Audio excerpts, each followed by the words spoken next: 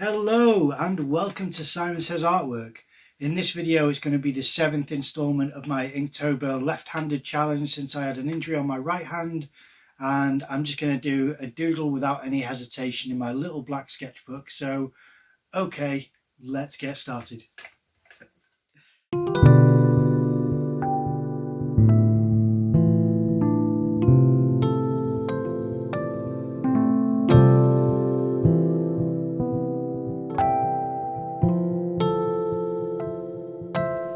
Okay, so the little black book still going strong. I need to finish that sketch. I don't know whether you saw a glimpse of it there, but I will finish that on one video soon. But here's where I'm up to, and I'm thinking there we go, I put my phone case underneath the cover side, the front side, just to kind of balance out the book. I always find it's more tricky when it's really lopsided with the amount of pages. And I'm going to use this Tombow flexible nib brush pen, which is called a Fudenosuke pen from Tombow. I really like it. It reminds me of the Unipin brush pen, where it's not bristles at all, but it's a really enjoyable pen to use. So I'm just going to go in with this and see what happens. Now, there's no hesitation on this drawing. I go straight into a face because I feel as though drawing with my left hand it's fun to do abstract things, but I really would like to develop how much I can create faces and characters and try to clean up my line work. So I thought if I draw a face and then start to go into some crazy outfit, and it's almost like an old school hunter's hat, like ones who'd go over to Africa and be kind of poachers for animals and things. So I don't know what I was thinking there, and it turns out being kind of like a soldier's helmet.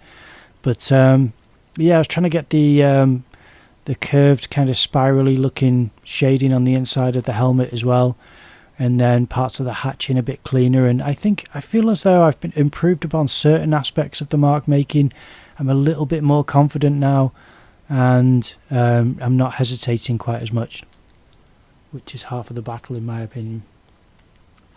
So there's definitely some improvement. Now, this idea is a little bit unusual. I thought I'd just go for it, doing a kind of mutated hand. It's a little bit inspired by Akira, to be perfectly honest. I'm quite happy with the size of the hand, and some of the kind of damage on there, I think it works okay. And I feel as though it kind of fills the other page okay, even though I wish I would have done better with the thumb. I think that's what bothers me the most, is the thumb just looks like a little stubby finger.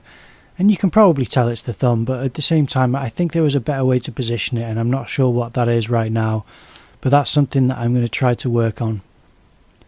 I'm doing a bit better with going back over certain lines as well, so there's some improvement, and I did enjoy the drawing overall. Okay, so that is the drawing done. Now, let me get this out of the way. Now, it's not my favourite, but at the same time there are certain things that I do like about it. I didn't hesitate. Oh, sorry, this is me counting. So 1, I didn't hesitate. 2, I started to make marks in certain areas to try and show a suggestion of a transitional form.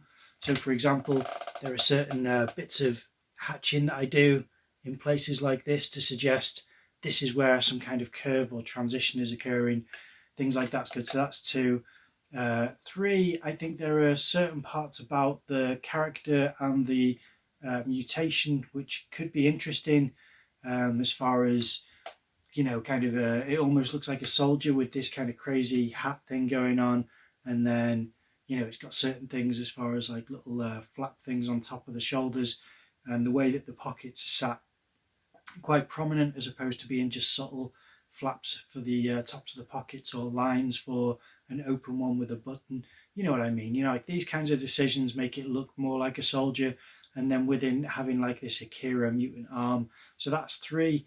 And 4, I don't mind the face. I think the face is okay. There's parts which are a bit wrong, but because I drew it so fast, it's not too bad. And 5 is done with my left hand, so I'm going to forgive myself for a lot of the mistakes and the weird parts of it. I thought it was okay. It's kind of interesting. There are several things that I don't like. You know, there are certain bits which don't line up correctly, and it's not an amazing composition. I wish there were a background for it, but I tried to be as quick as I could because I'm struggling to upload these in time where I have enough sleep to do this and then make it to certain things for the next day. And I don't really draw daytime as much as I do evening and nighttime. Excuses, but either way, that's where it ended up, and I don't think it's the worst thing in the world. But I hope you enjoyed the video. If you did, then please leave a like, comment down below, subscribe to the channel, ring that notification bell, share it with any family and friends if you can, and otherwise, thank you very much for watching, and I will see you in the next video.